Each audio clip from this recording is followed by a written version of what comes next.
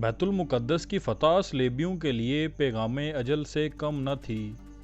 اس فتح کی خبر سے سارے یورپ میں تہلکہ مچ گیا اور پھر پورے یورپ میں غیظ و غضب کی لہر دوڑ گئی۔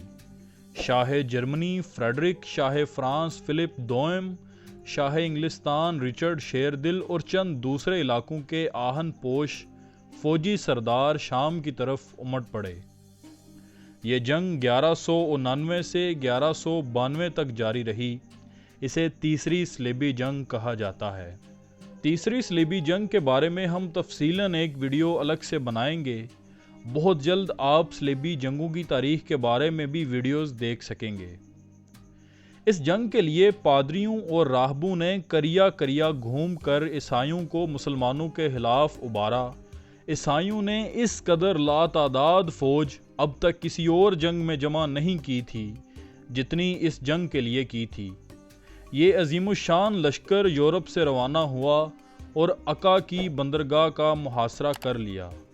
اگرچہ سلطان صلاح الدین ایوبی نے تنِ تنہا اس شہر کی حفاظت کے لیے تمام انتظامات مکمل کر لیے تھے، لیکن صلیبیوں کو یورپ سے مسلسل کمک پہنچ رہی تھی، اس لیے صلیبیوں نے محاصرہ جاری رکھا۔ مسلم حکمرانوں میں سے کسی نے سلطان کی مدد نہ کی۔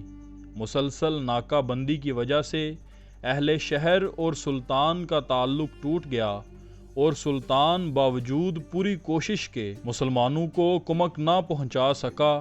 تنگ آ کر اہل شہر نے امان کے وعدہ پر شہر کو عیسائیوں کے حوالے کر دینے پر آمادگی ظاہر کی۔ فریقین کے درمیان معاہدہ طے ہوا جس کے مطابق مسلمانوں نے 2 لاکھ اشرفیاں بطور تاوان جنگ ادا کرنے کا وعدہ کیا اور صلیب اعظم اور 500 عیسائی قیدیوں کی واپسی کی شرائط طے کرتے ہوئے مسلمانوں نے ہتھیار ڈال دیے۔ مسلمانوں کو اجازت دے دی گئی کہ وہ تمام مال و اسباب لے کر شہر سے نکل جائیں، لیکن رچرڈ نے بدعہدی کی اور محصورین کو قتل کر دیا۔ عکا کے بعد صلیبیوں نے فلسطین کی بندرگاہ اسکلان کا رخ کیا۔ اسکلان پہنچنے تک عیسائیوں کا سلطان کے ساتھ 11-12 بار مقابلہ ہوا۔ سب سے اہم معرکہ ارسوف کا تھا۔ سلطان نے جواں مردی اور بہادری کی درخشندہ مثالیں پیش کیں، لیکن چونکہ کسی بھی مسلمان حکومت بالخصوص خلیفہ بغداد کی طرف سے کوئی مدد نہ پہنچی، لہٰذا سلطان کو پسپائی اختیار کرنا پڑی۔ واپسی پر سلطان نے اسکلان کا شہر خود ہی تباہ کر دیا اور جب صلیبی وہاں پہنچے تو انہیں اینٹوں کے ڈھیر کے سوا کچھ بھی حاصل نہ ہو سکا۔ سلطان نے بیت المقدس کی حفاظت کی تیاریاں مکمل کیں کیونکہ اب صلیبیوں کا نشانہ بیت المقدس تھا۔ سلطان نے اپنی مختصر سی فوج کے ساتھ اس عظیم الشان لشکر کا بڑی جرأت اور بہادری سے مقابلہ کیا۔ جب فتح کی کوئی امید نہ رہی تو صلیبیوں نے صلح کی درخواست کی۔ فریقین میں معاہدہ صلح ہوا جس کی روح سے تیسری صلیبی جنگ کا خاتمہ ہو گیا۔ اس صلیبی جنگ میں سوائے عکا شہر کے عیسائیوں کو کچھ بھی حاصل نہ ہوا اور وہ ناکام واپس لوٹے۔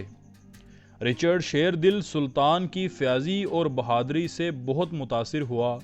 جرمنی کا بادشاہ بھاگتا ہوا دریا میں ڈوب کر مر گیا اور بے شمار عیسائی اس جنگ میں مارے گئے۔ مسلم اور مسیحی حکمرانوں کے درمیان طے پانے والے معاہدے کی شرائط یہ تھیں: بیت المقدس بدستور مسلمانوں کے پاس رہے گا۔ ارسوف، حیفا، یافا اور عکا کے شہر صلیبیوں کے قبضہ میں چلے گئے۔ اسکلان آزاد علاقہ تسلیم کیا گیا۔ زائرین کو آمد و رفت کی اجازت دی گئی۔ صلیب اعظم بدستور مسلمانوں کے قبضہ میں رہی۔ تیسری صلیبی جنگ میں سلطان صلاح الدین ایوبی نے ثابت کر دیا کہ وہ دنیا کے سب سے طاقتور ترین حکمران ہیں۔